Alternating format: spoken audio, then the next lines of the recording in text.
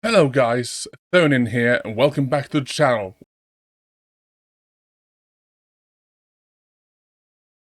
We are now looking at some wide centre backs and what they actually do in the game, how you can use them, and how you should build a team around them, so to say. They are a super fun, super cool new feature to the game. And the role is brilliant, so let's get into it straight away. So here we are. This is the team we're using on the Twitch save at the beta currently. That's thonian.tv/Thonian if you want to check this out as well. And this is our tactic. We use a 5-back with a defensive mid, and I'll show you why in just a second. But first, if we look at the sort of the roles that we have, and the sort of roles we have and how they move, typically in attack, the core will be around in this spot, inside the box. Strand will be lurking outside for the long shots, and he's moving generally in this area around here, just outside or inside the box. Blomberg is all the way up here, and this is without movement of the centre backs. And what a wide centre back does, I usually play him as an attacking centre back, wide centre back. So what he will do is when Blomberg is rushing up ahead, passes the halfway line, Tane will follow. And if Blomberg chooses to cut inside, Tane will move up here, especially because it's on attack, and generally be in this area. So all the while Blomberg has the opportunity to carry the ball forward, Tane will always be available to him as a passing option, and not go all the way back to the defense, so to say. So he can move up here, and Sane will move up here as the wide centre back. What's interesting is that the DM, I've tried this on both Anchor and the Deep Line Playmaker, he will move to this position right here to sort of fill that empty spot where Sane has now left. So we don't sell ourselves completely short. I use 2 wide centre backs too, one on support and one on attack, and Jeff on the left hand side will never run up while the ball is in right side of the pitch.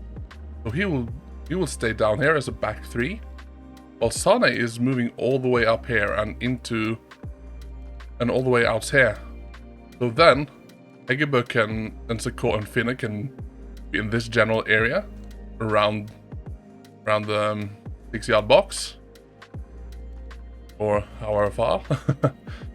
Blomberg will be at the edge of the box here, so that he can easily get the ball inside to these 3. And Sane is a wide option. He will often get the ball out here, and under optimal situations, he will in fact pass to Blomberg, who's around here, and then they have all sorts of attacking wide. You could pass it back to Strand, who's lurking outside the box here, for a long shot, and he will have all the space in the world. Or you can try your hand at a 3-against-3 type of situation in the box around here. So if you move all these guys back, all the people back here, I won't bother with the rolls and such now.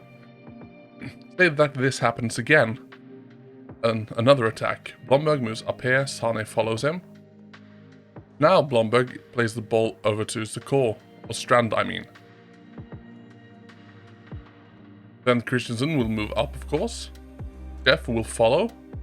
But before Jeff follows, Sane, still as an attacking wide centre back, he will move back into position, so that position so that we are not that heavily Oh, that's right. So that we never get overwhelmed on the counter. Or we can be, but it's less likely. So then Jeff moves up here as the ball switches side. So the AI has become much more aware of positioning and how the team works together. Especially when the familiarity rises, of course. And then Jeff, as a wide centre back on support, he will move behind Christensen here. We will move around this spot right here. He can end up in the box too. Come on, let me just move you in there, sure. But Jeff will not be all the way by the line here. He will stay a bit further behind, just giving some option in behind. So this general area right here, around here, in their half, but still not committing as much as Sane, who will be all the way up here. No, Jeff will be around this general area. And I do suspect that if you have a wide centre-back on defend, they will stay around the halfway line. So they will push up, them too, but I suspect, and I haven't tried this, so take this with a grain of salt, I don't think they will commit as much again. So when the counter hits and Jeff is here, I have all these players up here. All the way up here.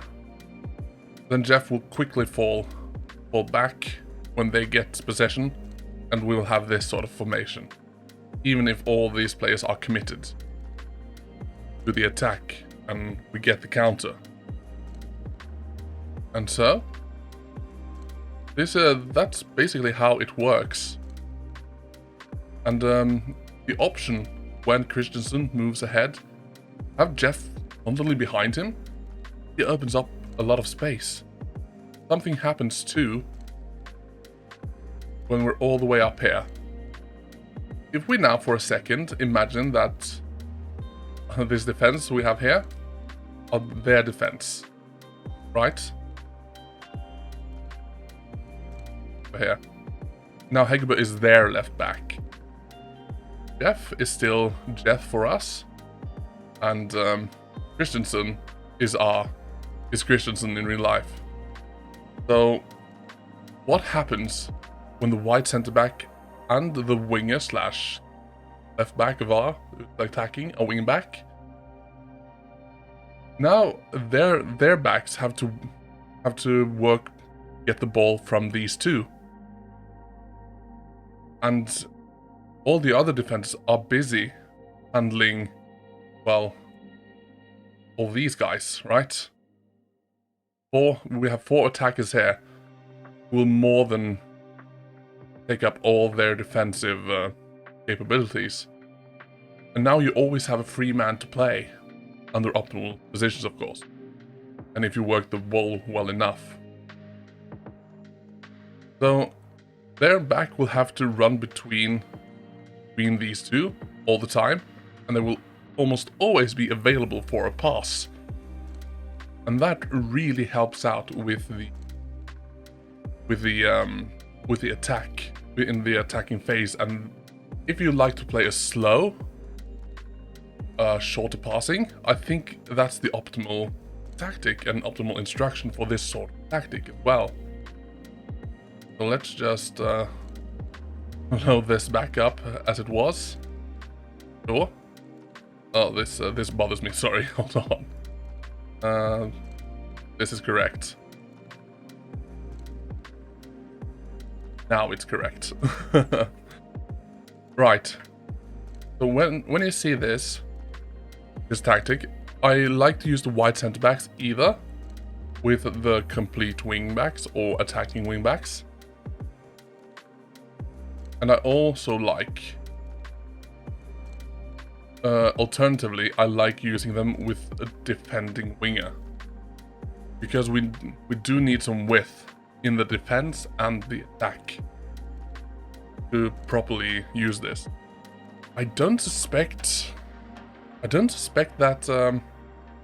I haven't tried, so don't take my word for it. Try it yourself, if you want to. But I suspect that sort of game plan like this won't work as well if you have a narrow.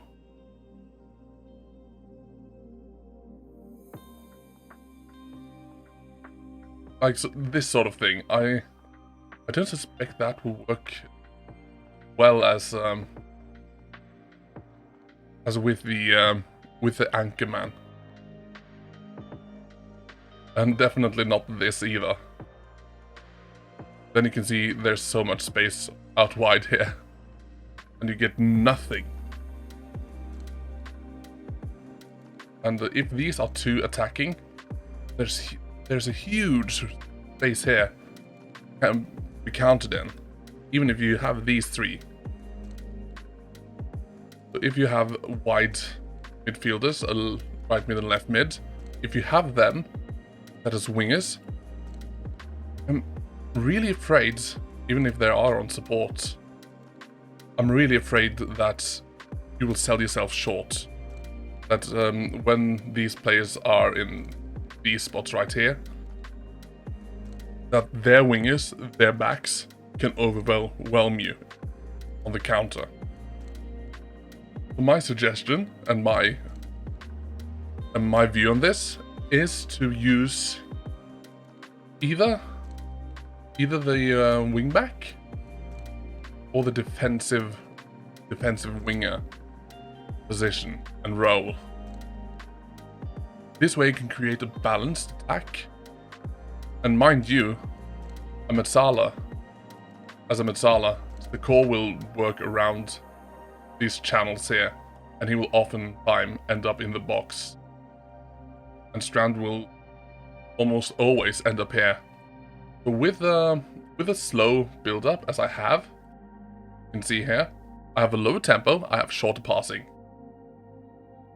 Then there is a lot of time for these players to go upfield, so that is how this becomes a positive and offensive formation as my ideal 3-back or 5-back, if you will.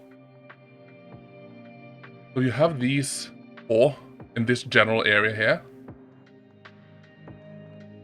to handle counterattacks,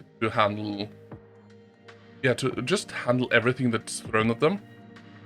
And if you then force their attack on the outside, you have 4 players who can get the job done in the air too. So this original tactic here, I think it's super balanced, super well balanced, and it's super good. I've chosen to play through the middle too, but thinking about it, I think that's not conducive to this formation here. You need to ebb and flow back and forth. So yeah, that's essentially my breakdown of the wide centre-back position and the role, of course. And it's brilliant. It's brilliant. Like, it's so much fun. Watch your attack move up the one side of the pitch, and then if they switch the ball around to the other side, then you have the wide centre back going back into position and the other one upwards. And I'll show you a bit of my data using this tactic too. So here you have general performance. Right after 5 games, you have 1.2 expected goals. You have a lot of shots per game. I concede very little goals, mostly because of the pass completion ratio. And I think that's definitely one of the strengths of having the wide centre back. You always have someone to play to when you're on the wing, when you're attacking on the wing. Oftentimes, I feel that wingers can get isolated very easily. And especially in Football Manager 21, I felt that a lot. Where you had to have these super dribblers.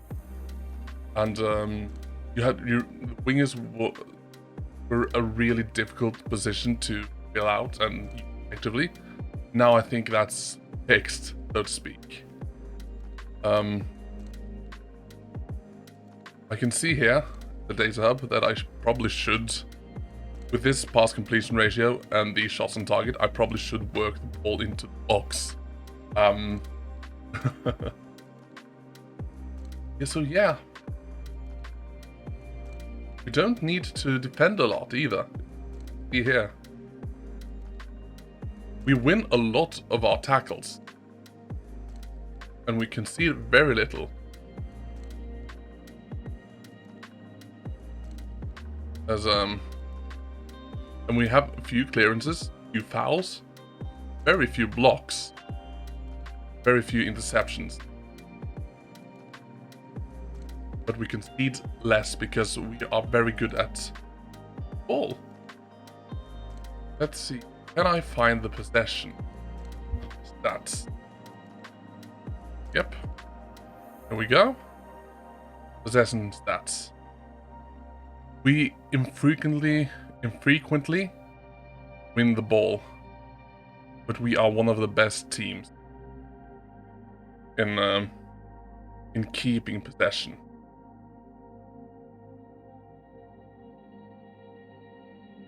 Possession won, possession lost. Yeah, that's right. So we have a lot of possession. I think the last game, which we did in fact lose away, we had 63% possession. And we rarely lost a ball and we lost to a penalty. It's a well-rounded tactic. But yeah, you could sort of think of this sort of like a tactic review too, but mostly there's a wide centre back. They are the crux, keeping a lot of possession. I don't know how good they are if possession is not your sort of style of play. But then again, they could be used for other things. That's just my philosophy on the thing.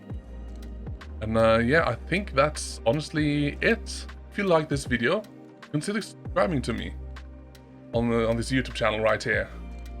And press like, that will help me out a lot.